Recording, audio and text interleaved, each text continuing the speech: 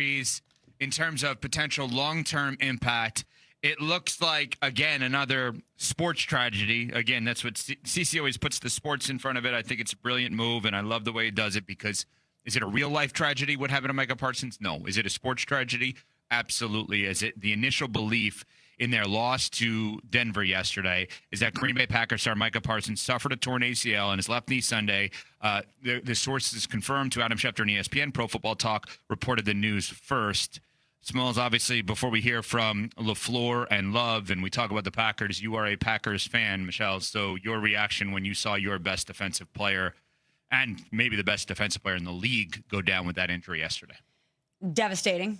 Absolutely devastating. That was such a fun game for the majority of it. And then it just unraveled so quickly for Green Bay. Christian Watson, the turnovers, and then the Micah injury. You just kind of held your breath. And I don't want to say watched your season unravel, but you felt like you were watching. It's just absolutely devastating for him.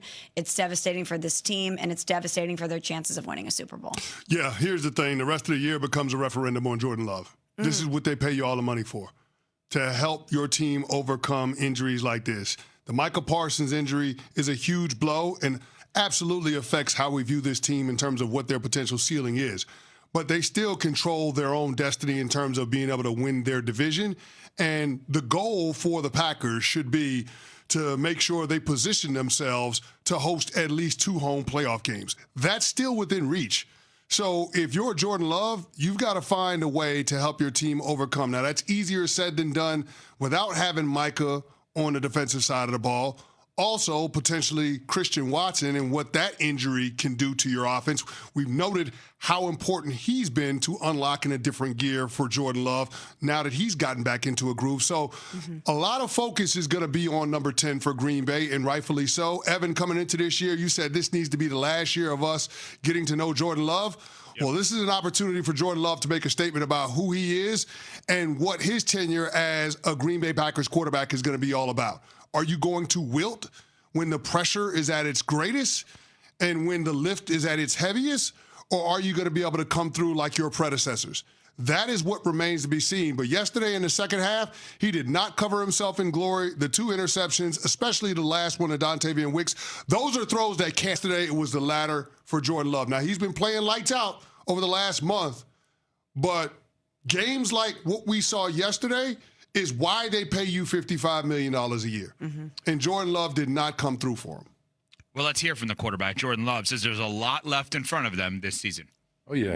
I think there's still so much more out in front of us that, it's just that mindset where we just got to stay together and, go into this next week, big game against the Bears in Chicago. So, everybody be ready for that, but we just got to get back to work and prepare this week and, get our bodies back. But we've been here before in these tough games where you just got to stay together and keep going.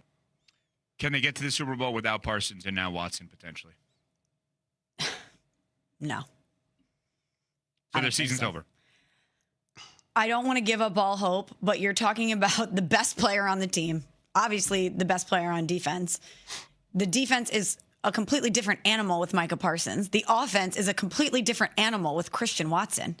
And Cece's right. While it was an overall rebarbative result for the Packers. Rebarbative? I don't actually want to be given this. I don't want it. If that's the word of the day, I don't want it. You don't want it? No, I don't want the win. Yes, you do. You've lost 8 in a row. I'll take 9. Give me the loss. Rebarbative means unpleasant. Very unpleasant. I feel like you gave me that on purpose. I did not. Nice. I did not. I'm not taking it. It was a rebarbative loss. It really was. He said, I'm not taking it. I'm not taking it. I'm not taking it.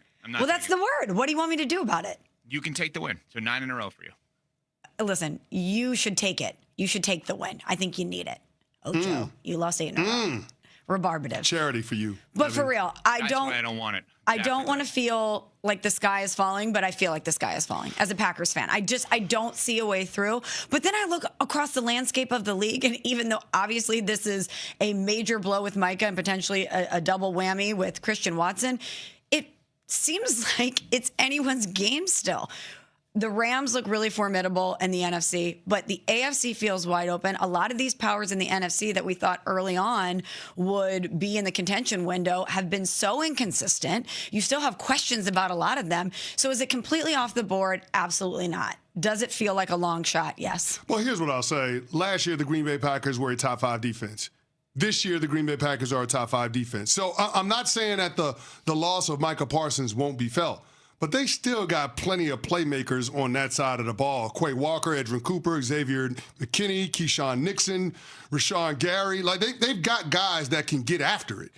And so with all of those pressure players still within the fold, the question then becomes whether or not the offense will be able to raise their level in order to offset the loss of Micah Parsons. I get it. Like, this is one of the very best players in the entire NFL.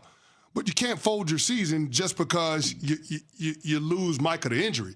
You've got to find a way to be able to move forward and find a way to be able to adjust. And so a lot of pressure will be on defensive coordinator Jeff Hafley because of the versatility that Micah Parsons gave them to try to offset that, to try to find a way to navigate around that. But I think more so the pressure is on Jordan Love and Matt LaFleur. They've got to find a way to raise the floor of the offense in order to allow that unit to do more to dictate the complexion of the games. That's going to be harder without Christian Watson, but I do think it's doable. So when we have the question of whether or not the Packers are capable of getting to the Super Bowl, the question is whether or not you think Jordan Love is capable of grabbing this team by the throat and getting them there. And I will say this, from a physical talent standpoint, Love has got what it takes to get this team to the Super Bowl, even without Micah Parsons. The only question is whether or not he's going to be able to put it together for the rest of the regular season and on into the tournament. In a weird way, not that you ever want Parsons to be hurt, obviously. But in terms of answering the question, who is Jordan Love, this gives us the best understanding as to who he is moving forward. I mean, I hate to say it that way, but it really illuminates who is he?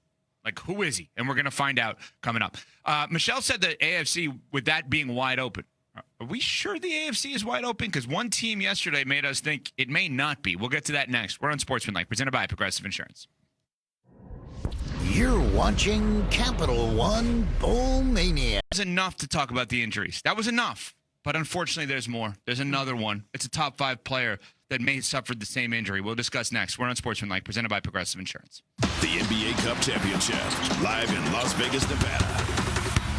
Jalen Brunson and the New York Knicks face Victor Wembanyama and the San Antonio Spurs. Coverage begins tomorrow at 8 Eastern, with tip-off at 8:30 Eastern on ESPN Radio and on the ESPN app.